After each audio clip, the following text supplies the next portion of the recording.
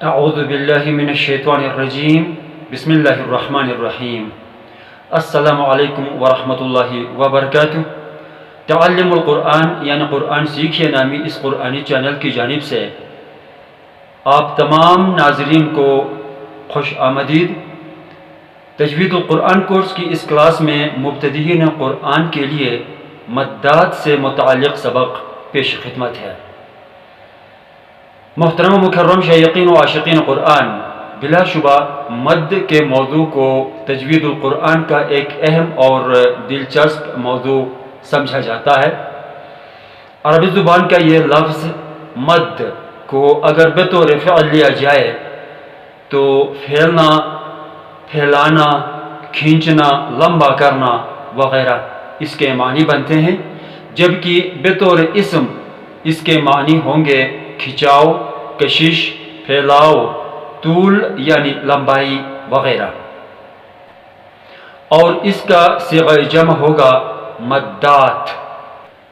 تو آج ہم انشاءاللہ تعالی مدات کے بارے میں ہی پڑھیں گے کہ تجوید القرآن میں مدات سے کیا مراد ہے اور اصطلاحی مطلب کیا ہے۔ شائقین و عاشقین قرآن، ویسے تو عام طور پر یہ موضوع خاصا وسیع ہے، یعنی مد کی کئی اقسام ہیں، جن میں اکثر ایسی مد بھی ہیں جو کہ علامتی یا تحریری طور پر یعنی کتابی صورت میں کوئی وجود رکھتی ہی نہیں، پھر بھی قراءت کے دوران وقتاً فوقتاً ان کا اظہار ہوتا رہتا ہے۔ مد کسی حرف کا نام نہیں بلکہ یہ ایک علامت ہے جو کہ ہمیشہ کسی حرف مدہ پر یعنی الف مدہ، واو مدہ یا مدہ پر آتی ہے یا پھر حرکات اشباعی پر آتی ہے۔ اما قرآن حکیم کے اندر حروف مقطعات میں حرف یا لین پر بھی مد موجود ہے، مگر ہم بغرض سہل و آسانی آج صرف ان مدات کے بارے میں پڑھیں گے جن کے بارے میں علم ہونا ہر مبتدی یعنی بگنر کے لیے ضروری اور اہم ہے، جو کہ عام طور پر دو قسم کی ہیں۔ نمبر ایک مد منفصل اور نمبر دو مد متصل۔ پہلے مد منفصل کے بارے میں سنیے۔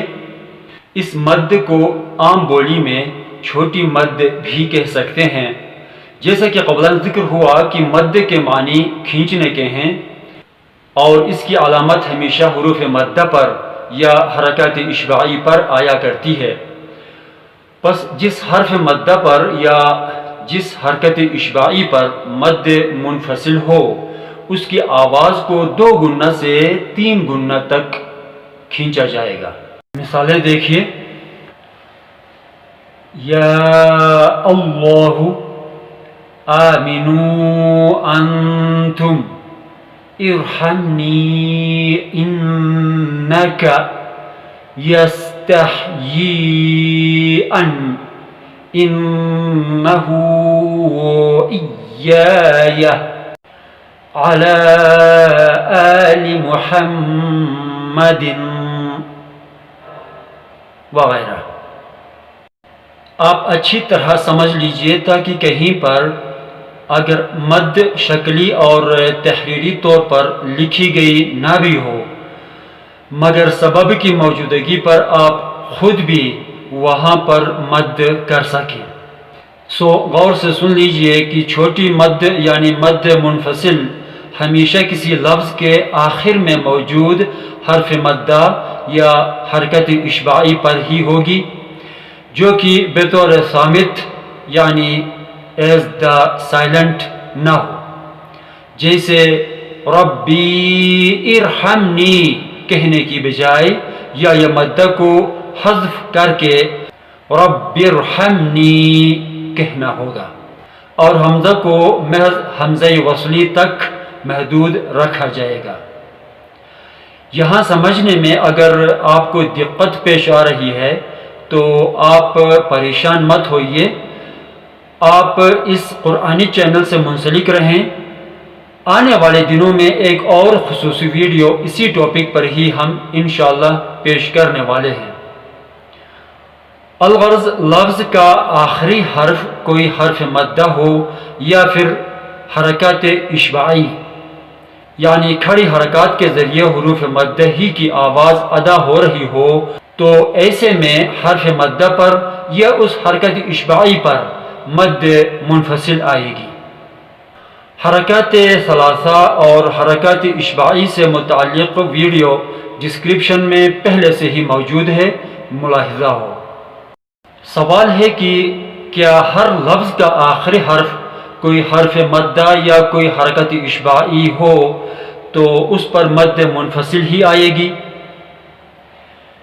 جی نہیں، ہر لفظ پر نہیں، بلکہ شرط یہ ہے کہ اگلا لفظ جو ہے وہ حمزہ سے شروع ہو رہا ہو، پس حمزہ ہی مد کا سبب کہلاتا ہے۔ اب مزید ان مثالوں میں بھی غور فرمائیے گا۔ اِنَّا إِلَيْكُمْ قَالُوا أَنُؤْمِنُ إِنِّي آمَنْتُ رُسُلِهِ إِلَيْكُمْ نَفْسَهُ إِلَى آخِرِ عِنْدَهُ إِلَّا بَيْنَهُ أَمَدًا وغیرہ۔ آپ نے یہ اندازہ تو کر لیا ہی ہوگا کہ مد والا لفظ اور سبب والا یعنی حمزہ والا لفظ الگ الگ ہیں، دونوں کے بیچ میں سپیس یعنی فاصلہ ہے، اور فاصلے کو فصل بھی کہا جاتا ہے، اور اسی طرح منفصل کا لفظ فصل سے بنا ہے۔ منفصل کے معنی ہیں فاصلہ رکھنے والا، جدا کرنے والا۔ پس یہ تو معلوم ہوا کہ مد والا لفظ اور سبب والا لفظ دو الگ الگ یعنی فاصلہ والے الفاظ ہوا کرتے ہیں، اسی وجہ سے اس مد کا نام منفصل پڑ گیا۔ نمبر 2، مد متصل۔ اس مد کو بڑی مد بھی کہہ سکتے ہیں۔ متصل کے معنی آپس میں ملنے ملانے والا کے ہیں۔ جس حرف مدہ یا حرکت اشباعی پر مد متصل ہو، اس کی آواز کو 4 گنا سے 5 گنا تک کھینچنا قراء حضرات کے نزدیک رائج العمل ہے۔ جیسے کہ ہم نے پڑھا کہ مد منفصل کا سبب ایک حرف حمزہ ہی ہوا کرتا ہے، مگر اس کے برعکس مد متصل کے کم از کم 2 اسباب ہوا کرتے ہیں۔ ان 2 میں سے کوئی ایک سبب 2 الگ الگ الفاظ میں نہیں بلکہ ایک ہی ساخت پر مبنی ایک ہی لفظ کے اندر واقع ہو، تو ایسے میں بڑی مد یعنی مد متصل کا قانون لاگو ہوگا۔ یعنی اس ایک لفظ میں جس میں مد اور اس کا سبب دونوں یکجا ہوں، مد متصل آئے گی، اور وہ 2 اسباب یہ ہیں۔ نمبر 1، ایک ہی لفظ کے اندر حرف مدہ یا حرکت اشباعی کے فوراً بعد حمزہ آ جائے، ایک ہی لفظ میں۔ جیسے مثالیں دیکھیے، سیئت جاء، سوءا مصائب اولئک وغیرہ۔ نوٹ: مد متصل کا سبب حمزہ الف کی شکل میں نہیں بلکہ حمزہ ہی کی شکل میں ہوگا۔ مد متصل کا دوسرا سبب یہ ہے کہ ایک ہی لفظ کے اندر حرف مدہ یا حرکت اشباعی یعنی کھڑی حرکت کے فوراً بعد آنے والا حرف کا مشدد یا ساکن ہونا۔ جیسے مشدد حرف کی مثال دیکھیے، وَلَضَّالِّينَ، لام مشدد کی وجہ سے الف مدہ پر مد متصل آئی۔ اور ساکن حرف کی ایک مثال دیکھیے، الآن، یہاں حرف مدہ کے فوراً بعد کوئی حمزہ تو نہیں بلکہ مشدد یعنی شد والا اور ساکن یعنی سکون والا حرف موجود ہیں۔ مزید مثالیں دیکھیے، حاجوک دابۃ تتبعانی الحاقۃ اللہ بضارین جان الذکرین الف لام میم وغیرہ۔ اور ایسا لفظ جس میں مد متصل کا سبب ساکن حرف ہو، پورے قرآن حکیم کے اندر ایسا ایک ہی لفظ آیا ہے جو کہ 2 مقامات پر موجود ہے۔ سورہ نمبر 10 نام سورہ یونس کی آیت نمبر 51 اور آیت نمبر 91 میں،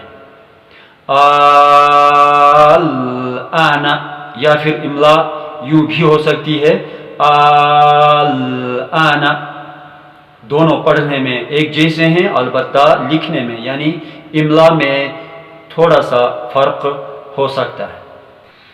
اگر حروف مقطعات کے علاوہ کسی ایک ہی لفظ کے اندر 2 مدات آ جائیں تو ایسے میں پہلی منفصل اور دوسری متصل مد ہوگی، جیسا کہ اس لفظ میں دیکھیے ہؤلاء۔ آخر میں آپ تمام ناظرین سے جنہوں نے یہاں اینڈ تک اس کلاس کو دیکھا اور پڑھا، اس کلاس کی کسی اور وجہ سے نہیں بلکہ قرآنی ہونے کے سبب تھوڑی سی بھی قدر و منزلت اور اس کی ضرورت و اہمیت اگر آپ کی نظر میں بھی دکھائی دیتی ہے تو عاجزانہ التماس ہے کہ اس نوعیت کی ویڈیوز، لیکچرز اور قرآنی اسباق کو ضرور شیئر کیجیے تاکہ دنیا کے ساتھ ساتھ عقبہ بھی سرسبز و آباد اور شاداب ہو سکے، بجائے اس کے کہ فلمی یا ڈرامائی کلپس شیئر کرتے رہیں جن سے نہ تو کوئی دنیاوی نفع اور نہ عقبہ کے لیے کچھ حاصل۔